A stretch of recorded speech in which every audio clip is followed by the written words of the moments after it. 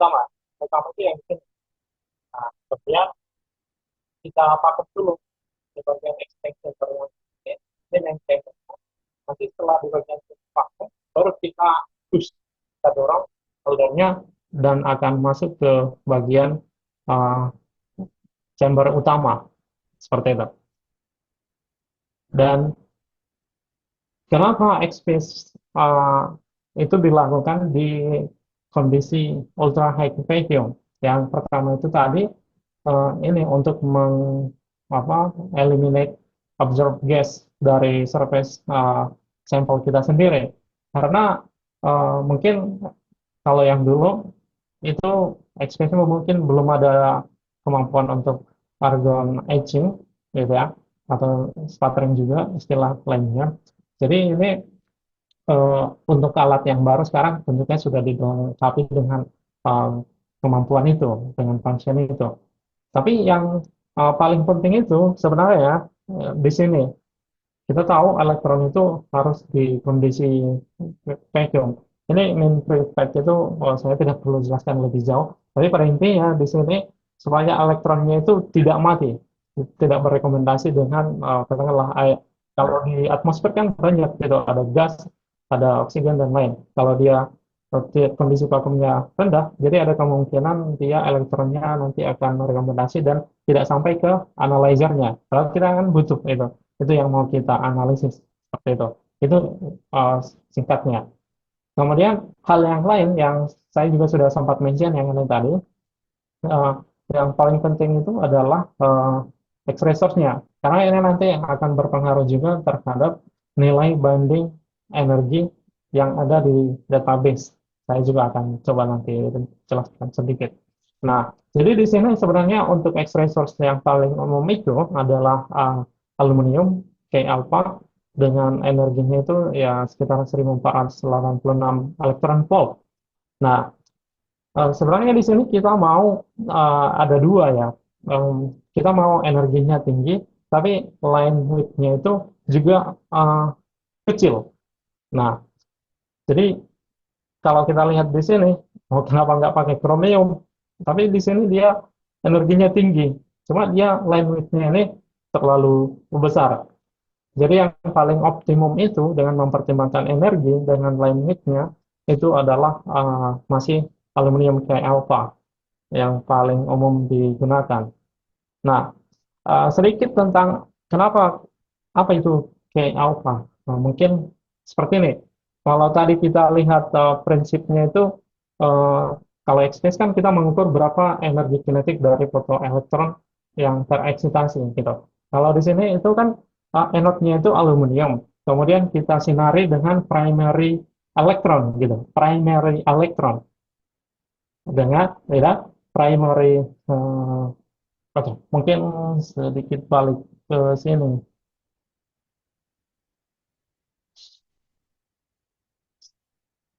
Nah, ini ya, yang sebenarnya ini kan apanya ke apa namanya eh, anode-nya itu aluminium, ini kan aluminium. Ini ada elektron kan, kita sinari dengan primary elektron. Nanti elektron yang di sini juga kan akan te- tereksitasi. Nah, sewaktu elektronnya itu tereksitasi, katakanlah dari kulit K, ya kan. Kemudian ada elektron dari kulit L yang mengisi elektron yang tereksitasi tadi. Nah, sewaktu itu kan ada proses supaya atomnya itu stabil, elektron dari kulit yang berikutnya itu harus masuk mengisi valensi di kulit tadi. Nah, di dalam proses ini dia akan mengemit X-ray. Itulah yang disebut dengan K alpha gitu. Nanti kalau yang mengisinya dari kulit KLM, nah itu ada lagi mungkin K beta dan seterusnya. Seperti itu apanya konsepnya. Saya tidak terlalu detail lah, karena waktu kita juga terbatas ya. Nanti itu pada prinsipnya di IDS. Kalau teman-teman IDS mungkin akan lebih paham. Jadi di IDS itu kan ada juga untuk elemen yang sama, katakan untuk katakanlah untuk misalnya zinc ada K alpha, ada K beta, ada L alpha dan seterusnya. Nah, di sini saya coba sedikit menampilkan dulu biar makin dapat itu idenya seberapa berguna sih XPS itu sendiri. Nah, ini uh, kita punya material yang paling umum, TiO2 di sini, TiO2. Nah, jadi kalau TiO2 itu di sini ada punya binding energy di sekitar 457, sekian gitu. Dan di sini ada kita melihat dua peak, ada doublet. Nah, sementara yang di sini itu ada tiga peak secara kasat mata, ya kan? Jelasnya di sini paling tidak ada tiga peak. Nah, ternyata di sampel itu yang bagian surface-nya itu ada lapisan TiO2 yang ini mungkin awalnya adalah logam titanium. Tapi karena ada surface oxidation, jadi bagian atasnya ini itu ada teroksidasi membentuk katakanlah TiO2, kita anggap yang paling stoichiometric. Dan di sini ketebalannya itu kurang dari 10 nanometer. Maka bentuk spektra yang dihasilkan akan totally different, gitu. Kan sangat jauh berbeda. Nah, bedanya di mana? Di sini ada tambahan peak satu lagi. Nah, ini kontribusi dari mana? Kontribusi dari ini yang bagian metal, karena surface-nya di sini tadi kurang dari 10 nanometer. Kemudian, apa itu maksudnya doublet? Kenapa doublet? Kenapa nggak single gitu? Nah, itu akan kita jelaskan dengan prinsip spin orbit splitting. Nah, uh, mungkin ini dulu sedikit, ini kalau kita lihat di fisika kuantum ya, atau di kimia kuantum, atom itu kan seperti ini, ada tadi bagian inti, kemudian ada eh, kulit K, kulit L, dan seterusnya. Dan itu juga akan berkaitan dengan konfigurasi daripada elektronnya.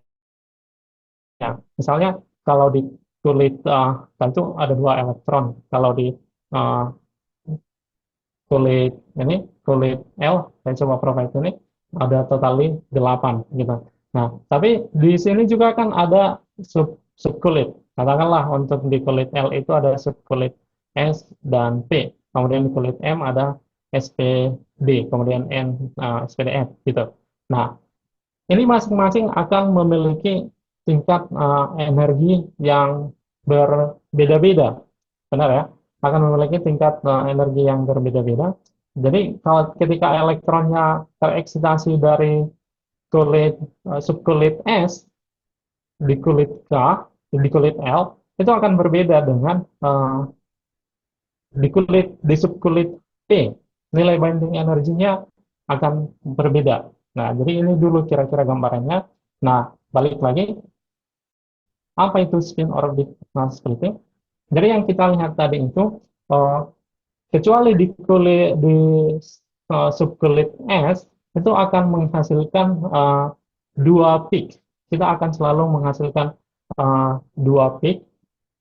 Yang pertama itu akan misalnya di kulit P, ada yang 3/2 dan 1/2. Ini akan berkaitan dengan level energinya, seperti itu.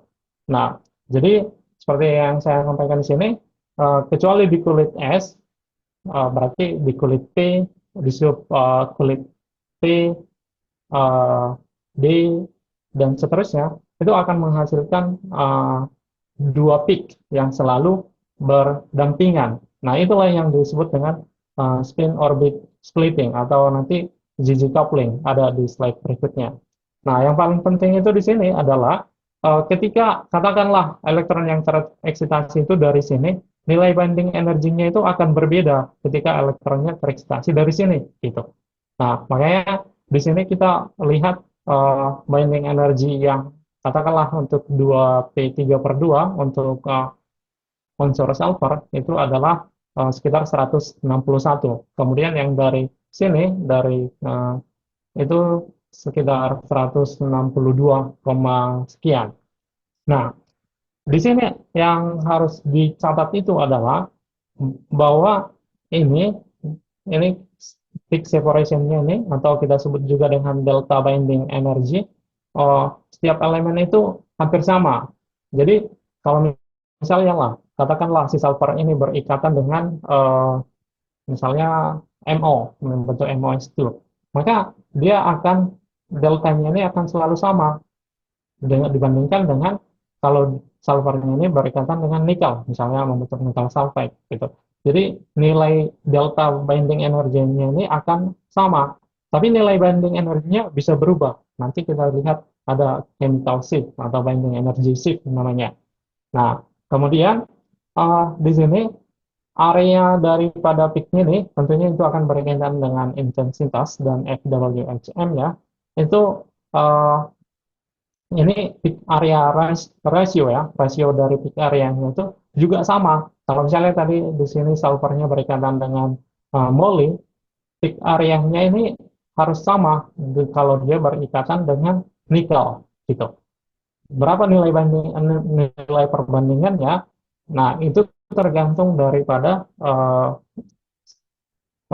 di subkulit yang mana. Nanti saya kasih lebih detail lagi. Nah, kenapa ini sangat penting? Karena informasi ini nanti, informasi daripada spin orbital splitting ini, itu bisa kita gunakan bersama-sama dengan areanya dalam element identification.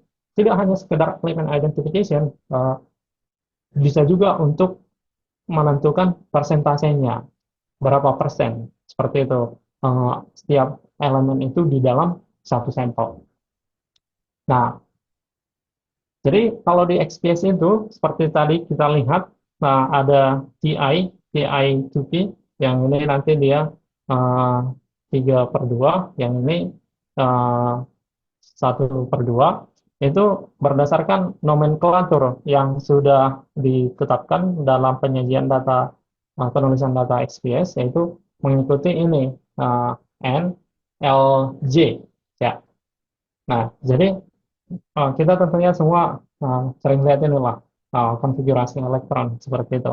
Nah, jadi N itu bilangan kuantum utama, ya, bilangan kuantum utama.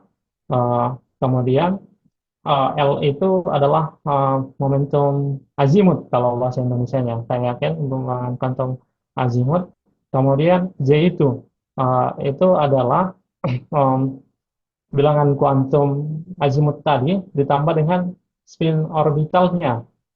Spin kan ada itu ya, yang spin momentum angular spin yang plus minus setengah. Saya yakin kita semua uh, pernah melihat ini. Kita belajar di kimia dan atau fisika kuantum. Nah, jadi kalau kita buat dari yang paling dalam, ini kan, yang paling dalam itu berarti 1S. Ini 1S gitu. Kemudian habis itu 2S.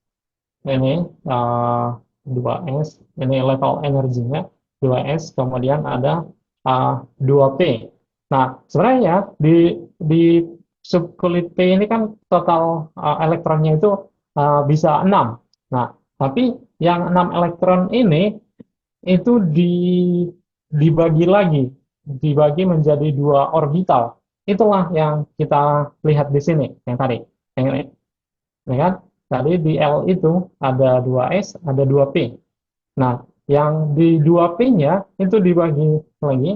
Di sini untuk yang ada 4 elektron, di sini ada 2 elektron. Dan itulah yang akan menjadi rasio areanya. Nah, kalau kita lihat sekedar di sini area dari uh, 3/2 ini dengan orbital 1/2 ini, yang ini kan lebih besar. Nah, berapa angkanya itu ini di sini ada 4, berarti di sini ada 2. Berarti 4/2. Berarti di sini ada, atau disederhanakan lagi 2/1 seperti itu. Nah, seperti itu untuk yang selanjutnya, katakanlah untuk yang subkulit D, ya kan? Berarti nanti ada 5/2, ada 3/2. Dan sekali lagi saya tekankan di sini nilainya itu, nilai delta winding energinya ini akan selalu sama untuk setiap elemen. nilainya akan sama, tapi dia bisa bergeser kan, tetapi deltanya akan tetap sama. Nah, coba kita lanjut lagi. Ini hanya apa? Case by case. Misalnya eh, untuk menunjukkan seberapa powerful itu XPS sendiri. Nah, kita lihat ini ada TiO2. TiO2 itu kan ada macam-macam ya. Ada kalau lihat dari segi warna, ini di sini ada yang putih, ada yang warna abu-abu, ada yang bahkan sampai eh, hitam. Ada juga yang lain agak warna kebiruan seperti itu. Nah, itu kenapa bisa terjadi? Itu karena ada defect. Nah, defect di sini bisa dua, bisa di bagian metalnya, bisa di bagian anayonnya. Contohnya, ini white TiO2 atau TiO2 yang putih, ini kan kita lihat di sini, di sini itu uh, adalah untuk titanium yang 4 plus. Kalau dia berikatan dengan oksigen, stokiometrik, berarti kan titaniumnya 4 plus ya. Nah, ini. Kemudian yang untuk apanya, yang di gray atau yang abu-abu ini, ada satu lagi peak. Dan akan lebih jelas lagi kalau kita lihat di bagian yang black atau yang hitam, CO2-nya, ada di sini eh, satu binding energi yang lain, yaitu 3 plus.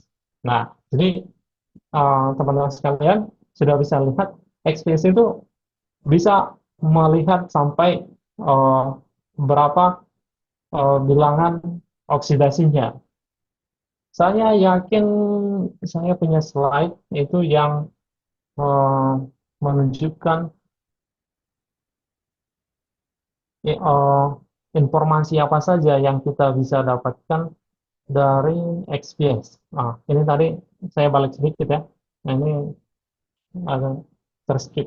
Nah, nah, jadi di sini eh, XPS itu seperti yang sudah saya sampaikan, itu surface analysis dan sangat sensitif. Kenapa dia paling umum digunakan sebagai surface analysis? Ada dua alasan utamanya. Yang pertama, dalam pengoperasiannya itu relatif mudah, tidak kompleks. Kemudian yang kedua, itu interpretasi datanya itu juga interpretasi datanya itu tidak terlalu rumit. Nah, jadi bisa dikatakan XPS itu sangat convenience. Cuma harganya aja untuk kita di Indonesia tidak convenience ya, karena sampai 14 M. Nah, dia sangat powerful untuk di surface tadi. Dia bisa mengungkapkan chemical bondingnya. Chemical bondingnya itu yang dimaksud di sini itu katakanlah ini unsur titanium. Kita bisa menentukan bahkan apakah ada titanium metal, titanium yang 2 plus, 3 plus, 4 plus, seperti itu. Bahkan kita bisa menentukan seberapa banyak persentasenya. Oh, misalnya di sini eh, yang metalnya 29%, yang titaniumnya 57%. Karena ini sangat powerful sekali. Kita bisa menentukan persentasenya, seperti itu. Nah, ini bisa kita tentukan setelah melakukan curve fitting. Karena kalau yang kita orang umum ditanya, ada berapa peak di sini, kita akan menjawab ada 3. Betul, Revani? Kalau kamu ditanya, ada berapa di sini peak? Ya, ada 3. Iya, Benar betul, kan? betul. Nah, setelah kita melakukan proses fitting, oh, ada banyak sekali ternyata. Ada 8 peak di sini, gitu. Nah, inilah skill yang dibutuhkan dalam menginterpretasi data daripada XPS sendiri. Kemudian, uh, saya sudah sampaikan, ini juga bisa menentukan komposisinya. Yang menarik, yang lain yang bisa kita ungkap dari XPS itu adalah electronic state-nya. Electronic state itu bahkan bisa menentukan posisi daripada valence band dan conduction band dari material kita. Kalau materialnya semikonduktor, ya kan? Jadi XPS itu saya sangat penting menurut saya. Dan ini bisa digunakan untuk elemen yang sangat luas, kecuali hidrogen dan helium. Berarti lithium bisa dideteksi. Kalau misalnya kita punya riset di lithium ion battery, XPS itu adalah salah satu analisis yang sangat dibutuhkan. Kemudian, ini juga bisa digunakan dengan range material yang sangat-sangat luas. Misalnya dari plastik. Nah, plastik itu berarti uh, mostly organik ya apa ya, kayak organik, karbon dengan oksigen dengan hidrogen gitu. Nah, bahkan yang untuk non-konduktif pun bisa. Jadi kita tidak perlu melakukan, kalau di SEM kita perlu membuat misalnya kita coating dengan PP gitu kan. Tapi di XPS tidak perlu. Jadi kalau misalnya pun saya pernah ada pengalaman, itu kita membuat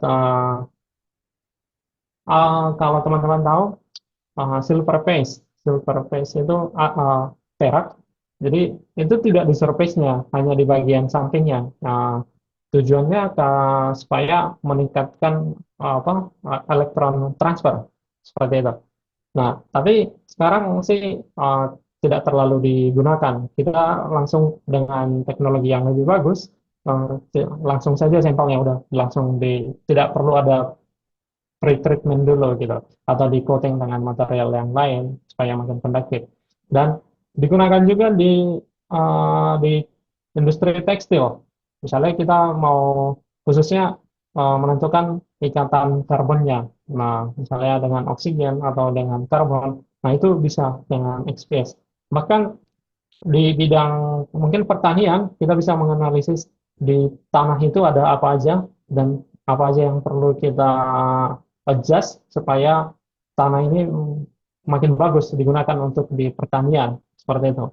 Dan apalagi di industri semikonduktor, itu hal yang sangat eh, diwajibkan lah. Seperti kami di sini banyak menggunakan hampir semua kita gunakan analisis XPS. Itu sedikit balik.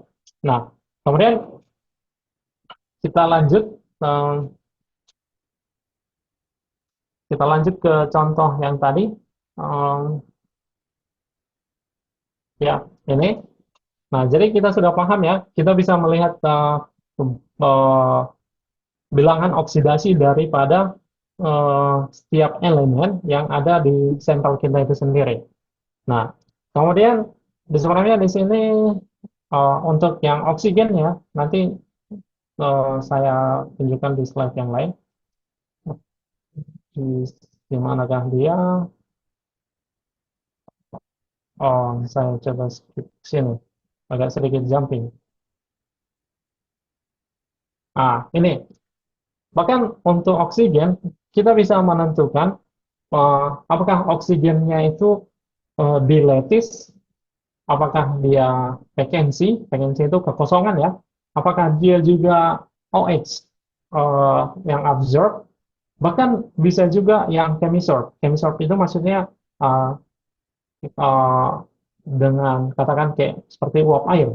Nah, kita bisa berdasarkan nilai binding energinya bedakan. Nah, dan tentunya kita bisa menghitung lagi berapa persentase oksigen yang di lattice-nya, berapa yang vacancy-nya, berapa yang absorb-nya, seperti itu. Jadi sangat sangat berguna. Oke, uh, kita lanjut untuk contoh yang berikutnya. Nah, ini kalau misalnya teman-teman ada yang di risetnya di tentang grafin, nah, atau yang karbon, apalagi kita bermain di dop-dop, nitrogen dop karbon, nitrogen dop grafin. Nah, XPC itu kita bisa lihat. Uh, oh iya, di sini uh, ini namanya survei. Survei itu kalau teman-teman lihat di sini, itu nilai binding energy range-nya itu luas. Katakanlah, ini 200 sampai 600. Atau bahkan di sini lebih luas lagi. Ini di sekitar 100 sampai 1000. Nah, Apa gunanya survei? Survei itu gunanya adalah untuk melihat uh, elemen apa saja yang ada di sampel kita. Gitu. Jadi bisa berguna juga untuk melihat impurity. Misalnya, oh kita klaimnya material saya adalah titanium oxide. Ternyata di white spektranya ada yang lain, katakanlah nitrogen. Nah, berarti itu bisa kontaminasi ya. Dan seperti yang kalian lihat di sini, misalnya ini grafin, yang ini nitrogen top grafin, kita bisa lihat dengan jelas di sini ada elemen yang baru selain oksigen dan karbon. Artinya ini sudah berhasil, sudah berhasil benar-benar berhasil nitrogen dopnya gitu. Kalau misalnya kita klaim nitrogen dop, tapi di sini nggak ada nitrogennya kan nggak benar. Nah, seperti juga di sini. Jadi kita bisa lihat di survei itu elemen apa saja yang ada di sini. Dan di sini mungkin kalian lihat elemen ini adalah moly nickel iron gitu. MO NiFe. Nah, tapi di sini ada peak yang lain-lain, LMM. Saya tidak akan pergi ke sini. Nanti itu kita persiapkan untuk yang di pelatihan berikutnya, karena ini akan lebih rumit lagi. Jadi untuk kali ini saya coba usahakan yang paling sederhananya juga. Kemudian yang lain bagi teman-teman yang bidang risetnya di bagian karbon, ada yang namanya grafitik, cryogenic, dan segala macam. Itu juga bisa dideteksi dengan XPCD berdasarkan nilai binding energinya. Kita juga bisa tentukan berapa yang berikatan dengan nitrogen, berapa yang berikatan dengan oksigen, dan seterusnya. Nah, di sini juga kita bisa melihat oxidation state-nya ya. Kita klaim misalnya ini metal, tapi di sini kok ada uh, yang 14. Padahal kalau dia metal kan berarti bilangan oksidasinya harusnya cuma 0 ya. Tapi pada faktanya di sini ada yang 4 plus, ada yang 6 plus, misalnya untuk case mole. Nah, kenapa ini bisa terjadi? Ada dua kemungkinan. Yang pertama bisa mengatakan surface oxidation, gitu kan? Oh, make sense. Karena setelah surface oxidation akan ada yang teroksidasi, sehingga akan muncul bilangan oksidasi misalnya untuk mole lebih besar dari nol, gitu. Nah, tapi bagaimana kalau misalnya setelah di aging? Oh, nah, itu tadi kan, kalau misalnya kita sudah melakukan aging, berarti kan kita sudah remove surface oxidation-nya. Tapi masih ada pertanyaannya, seberapa dalam? Nah, itu nanti kita bisa kontrol dengan etching time atau etching rate-nya, gitu. Baik, sampai di